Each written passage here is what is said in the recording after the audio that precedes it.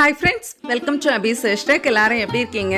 இன்றைக்கி மார்னிங் டைமில் நான் என்னென்ன ஒர்க் பண்ணேன் அப்படிங்கிறத ஒரு ஷார்ட் மினி விலாகாக நான் உங்ககிட்ட ஷேர் பண்ணுறேன். இதில் வந்து நம்ம ரசமலாய் கேக்கோடைய ரெசிபீஸும் நான் அங்கங்கே சொல்லியிருப்பேன். வாங்க வீடியோக்குள்ளால் போகலாம்.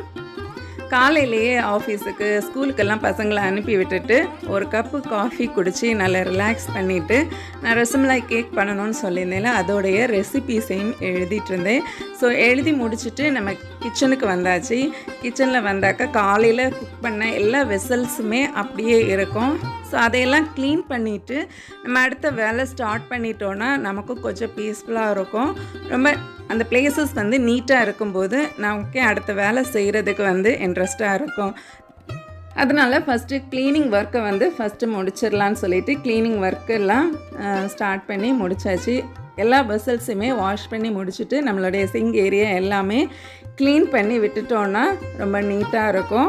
அதுக்கப்புறம் கொஞ்சம் குட்டி குட்டி பிளான்ட்ஸ் வச்சுருந்ததுக்கு தண்ணி எல்லாம் மாற்றிட்டு ஃப்ரெஷ் வாட்டர் ஆட் பண்ணி அதையுமே வந்து க்ளீன் பண்ணி எடுத்து வச்சாச்சு. அப்படியே நம்ம கிச்சனையுமே க்ளீன் பண்ணிட்டோன்னா எல்லா க்ளீனிங் ஒர்க்குமே வந்து ஓரளவுக்கு முடிஞ்சிடும். இப்போ நெக்ஸ்ட்டு வந்து ரசமலாய் பண்ணுறதுக்காக நான் இன்றைக்கி 1 லிட்டர் பால் எடுத்துருக்கிறேன். ஸ்டவ் ஆன் பண்ணி ஒரு பேனில் 1 லிட்டர் பால் ஆட் பண்ணிக்கலாம். பால் நல்லா சுட ஆரம்பித்து கொதிக்க ஸ்டார்ட் பண்ணி வரும்போது நான் ஒரு 3 ஸ்பூன் லெமன் ஜூஸ் எடுத்து வச்சுருந்தேன். அதையும் கொஞ்சம் கொஞ்சமாக ஆட் பண்ணி இந்த மாதிரி நல்லா திரிஞ்சு வர்ற அளவுக்கு மிக்ஸ் பண்ணி எடுத்துக்கலாம். இப்போ நல்லா வந்து பாலாடை இந்த மாதிரி சேர்ந்து வந்ததுக்கு பிறகு ஒரு கிளாத்தில் போட்டு நல்லா பிழிஞ்சு எடுத்துக்கலாம். அப்புறம் அதை அப்படியே வந்து ஒரு 1/2 hour வச்சுக்கலாம். இப்போது அதை ஒரு பிளேட்டில் எடுத்து மாற்றிக்கலாம். இப்போ நல்லா வந்து கூல் ஆகி இருக்கும். இப்போ இதை நல்லா உடச்சி விட்டுட்டு இதை நல்லா வந்து கையாலேயே நம்ம நீட் பண்ணணும். அது ரொம்ப டைம் எடுக்கும். ஒரு 10 to 15 மினிட்ஸ் நம்ம கண்டினியூஸாக நீட் பண்ணால் தான் நல்லா சாஃப்டாகி வரும். ஸோ அதுக்காக நான் ஒரு சின்ன ட்ரிக் தான், மிக்ஸி ஜாரில் போட்டு ஒரு சின்ன பல்ஸ் பண்ணி எடுத்துருவேன். மிக்ஸி ஜார் யூஸ் பண்ணும்போது அதுலேயுமே தண்ணி இல்லாமல் நம்ம பார்த்துக்கணும். ஸோ இப்போ ஒரு பல்ஸ் மோடில் போட்டு நம்ம எடுத்துக்கலாம். இந்த அளவுக்கு வந்துடும். இதை திரும்பவும் அதே பிளேட்டுக்கு வந்து நம்ம எடுத்து மாற்றிக்கலாம். மாற்றிட்டு ஒரு 2-3 வாட்டி நல்லா ப்ரெஸ் பண்ணிவிட்டு நமக்கு என்ன ஷேப்பில் வேணுமோ அதே மாதிரி நம்ம உருண்டை பிடிச்சி வச்சுக்கலாம். நான் இன்றைக்கி ரசமலாயெல்லாம் நம்ம கடைகளில் வாங்குகிற அதே மாதிரி ரவுண்டாக ஷேப் பண்ணிவிட்டு லைட்டாக ஃப்ளாட்டாக தட்டி எடுக்க போகிறேன். அவ்வளவுதான். இப்போ இதை அப்படியே வந்து எடுத்து வச்சுக்கலாம்.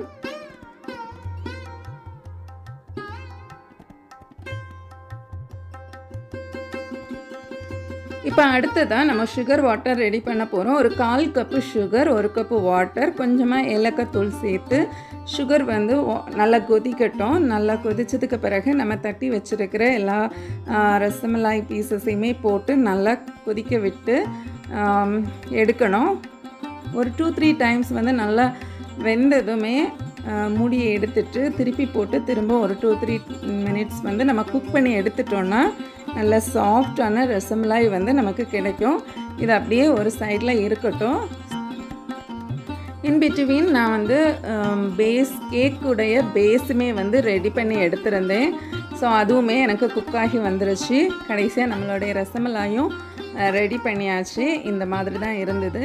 ரசமலாயோடைய ஃபுல் வீடியோ வேணும்னா எனக்கு கமெண்ட் பண்ணுங்கள். நான் கண்டிப்பாக ஒரு ரெசிபி வீடியோவாக நான் உங்களுக்கு ஷேர் பண்ணுறேன். இப்போ வந்து பாருங்கள், கேக் அண்டு ரசமலாய் செஞ்சு முடித்ததுமே இவ்வளோ பாத்திரம் வந்து திரும்பவுமே சிங்கில் வந்து சேர்ந்துருச்சு. இதையும் க்ளீன் பண்ணி போட்டுடலாம். இல்லைன்னா நமக்கு கிச்சன் பார்க்குறதுக்கே ரொம்ப மெஸ்ஸியாக இருக்கும். ஸோ பசங்க வந்து ஸ்கூல்லேருந்து வர டைம் ஆகிடுச்சு. ஸோ அதனால் க்ளீனிங் ஒர்க்கையுமே முடிச்சுட்டு ஸோ அவங்க கூட சேர்ந்து வந்து சாப்பிடவும் ரெடியாகியாச்சு. காலையிலே வந்து குக்கிங் வேலைகள் எல்லாம் முடித்ததுனால ரொம்ப ஈஸியாக இருந்துச்சு. இன்றைக்கி லன்ச் வந்து ரைஸ், முட்டை குழம்பு, ஒரு பொரியல், அவ்வளோதான். அப்புறமா பசங்க கூட கொஞ்சம் நேரம் டைம் ஸ்பெண்ட் பண்ணிவிட்டு ஈவினிங் வந்து கொஞ்சம் பாப்கார்ன் கேட்டிருந்தாங்க. ஸோ அதையுமே ரெடி பண்ணிடலான்னு கிச்சனில் வந்தாச்சு. இதில் வந்து கொஞ்சம் கீ தான் நான் இன்றைக்கி ஆட் பண்ணியிருக்கிறேன். கீ போட்டு சூடானதுமே பாப்கார்ன் போட்டு கொஞ்சமாக மஞ்சள் தூள் அப்புறம் கொஞ்சம் சால்ட்டு போட்டு நல்லா மிக்ஸ் பண்ணி கொடுத்துக்கலாம். அந்த பாப்கார்ன் எல்லாம் நல்லா சூடு ஏறி கொஞ்சம் பாக ஆரம்பிக்கும்போது இதை நம்ம மூடி வச்சு குக் பண்ணி எடுத்துக்கலாம். நான் எடுத்த வெசலோடைய மூடி வந்து ரொம்ப சின்னதாக போயிடுச்சு. ஸோ அதனால் கொஞ்சம் அட்ஜஸ்ட் பண்ணுறதுக்காக கொஞ்சமாக கை வச்சு நல்லா ஒய்த்தி கொடுத்த நேரம் பாருங்கள் எவ்வளோ வந்து பாப்கார்ன் வந்து ரொம்ப ஃப்ளஃபியாக வருதுன்னு. ஸோ பாப்கார்ன் ரெடி ஆகிடுச்சு. அப்படியே ஒரு பவுலில் கொடுத்து சர்வ் பண்ணிடலாம். பாப்கார்ன் கொடுத்துட்டு நான் வந்து கேக் வேலை தான் நான் ஸ்டார்ட் பண்ணியிருந்தேன். ரசமலாய் கேக் வந்து பேஸ் நான் ரெடி பண்ணி வச்சுருந்ததை சைடு எல்லாமே கட் பண்ணிவிட்டு ஒரு 3 லேயர்ஸாக வந்து கட் பண்ணி எடுத்துருக்கிறேன். இது வந்து ஒரு 1/2 kg கேக்கோடைய ரெசிபி தான். இப்போ விப்பிங் க்ரீம் ஆல்ரெடி நான் ரெடி பண்ணி வச்சுருந்தேன். அதையுமே ஒரு லேயர் கொடுத்து நம்ம ரசமலாயில் போட்டிருந்த நட்ஸு அப்புறம் கொஞ்சம் ரசமலாய் பீசஸ் போட்டு மிடில் ஒரு லேயர் கொடுத்தாச்சு. இப்போ அடுத்த லேயர் கேக் வச்சு கேக்கு நல்லா வந்து சோக் பண்ணுறதுக்குமே ரசமலாயில் நம்ம ரெடி பண்ணியிருந்த அந்த ரப்டி வாட்டர் யூஸ் பண்ணி தான் கேக் சோக்கிங்க்குமே யூஸ் பண்ணியிருந்தேன். இதே மாதிரி 3 லேயரையும் வச்சு ரெடி பண்ணி எடுத்துக்கலாம். இப்போ சிம்பிளாக வந்து நம்ம க்ரம் கோட் கொடுத்துக்கலாம். சைடில் இருக்கிற க்ரீம்ஸ் எல்லாமே ஃபஸ்ட்டு வந்து ஸ்ப்ரெட் பண்ணி கொடுத்துட்டு கொஞ்சமாக க்ரீம் அப்ளை பண்ணி நல்லா நீட்டான ஒரு க்ரம் கோட் வந்து ஃபினிஷ் பண்ணி எடுத்துக்கலாம்.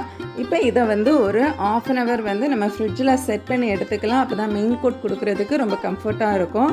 இப்போ ரிமைனிங் இருந்த விப்பிங் க்ரீமில் ரசமலாய் கேக்கெல்லாம் வந்து எல்லோ கலரில் தானே நமக்கு இருக்கும். ஸோ அதனால் ஒரு 2 ட்ராப் எல்லோ ஜெல் கலர் வந்து ஆட் பண்ணியிருக்கிறேன். இதையுமே நல்லா மிக்ஸ் பண்ணி எடுத்துக்கலாம். ரொம்ப டார்க்காக எல்லோ நம்ம கொடுக்க வேண்டாம். ஃபுட் கலர் கொஞ்சம் கம்மியாக கொடுக்குறது வந்து ரொம்ப நல்லது தானே. ஸோ அதனால் நான் ஒரு 2 ட்ராப் மட்டுமே தான் வந்து நான் இதில் யூஸ் பண்ணியிருந்தேன். இப்போ நல்லா மிக்ஸ் பண்ணிவிட்டு இதையுமே ஒரு பைப்பிங் பேக்கில் போட்டு ரெடி பண்ணி வச்சுருந்தேன். இப்போ நம்ம 1/2 hour ஃப்ரிட்ஜில் வச்ச கேக்கை எடுத்து நம்ம வந்து மெயின் கோட் வந்து கொடுத்துக்கலாம். மேலே ஒரு கோட் ஃபுல்லாகவே வந்து நம்ம விப்பிங் க்ரீம் கொடுத்துட்டு இது நல்லா ஷார்ப் எட்ஜாட்டு நம்ம நீட் ஃபினிஷிங்கில் நம்ம வந்து எடுத்துக்கலாம். இப்போ இதுக்கு மேலே வந்து ஒயிட் ட்ரிப்பிங் கொடுத்துக்கிறேன். இந்த ஒயிட் ட்ரிப்பிங் பண்ணுறதுக்கு தான் நான் ரொம்ப வந்து சிரமப்பட்டது. ஒயிட் ஜெல் கலர் என்கிட்ட இல்லாமல் இருந்துச்சு. நம்ம சாக்லேட்டை மெல்ட் பண்ணால் கூட இந்த ஒயிட் கலர் கிடைக்கல. ஒரு சின்ன ட்ரிக் யூஸ் பண்ணி ஃபைனலாக வந்து 2-3 ட்ரைக்கு பிறகு இந்த ஒயிட் கலர் எனக்கு கிடச்சிச்சு. டேஸ்ட்டுமே ரொம்ப சூப்பராக இருந்துச்சு. ஸோ அந்த ட்ரிப்பிங் எல்லா இடத்துலையும் கொடுத்துட்டு மேல் போர்ஷன் ஃபுல்லாகவே வந்து இதை வச்சு ஃபில் பண்ணிவிட்டு நம்ம ஸ்பேட்சுலா வச்சு வந்து இந்த மாதிரி ஒரு ஸ்ரில் டிசைன் வந்து கொடுத்தாச்சு. இப்போ இதுக்கு மேலே வந்து எல்லோ கலர் க்ரீம் வச்சுட்டு நம்ம எடுத்து வச்சுருந்த ரசமலாய் எல்லாமே வந்து இதில் அரேஞ்ச் பண்ணிடலாம். அரேஞ்ச் பண்ணிவிட்டு ஃபைனலாக வந்து கொஞ்சமாக வந்து நட்ஸ் பவுடர் அப்புறம் வந்து கொஞ்சம் குங்குமப்பூ இதெல்லாமே போட்டு கொஞ்சம் குட்டி குட்டி ஸ்ப்ரிங்கிள்ஸ் போட்டு நம்ம கேக்கை வந்து ரெடி பண்ணி எடுத்துடலாம்.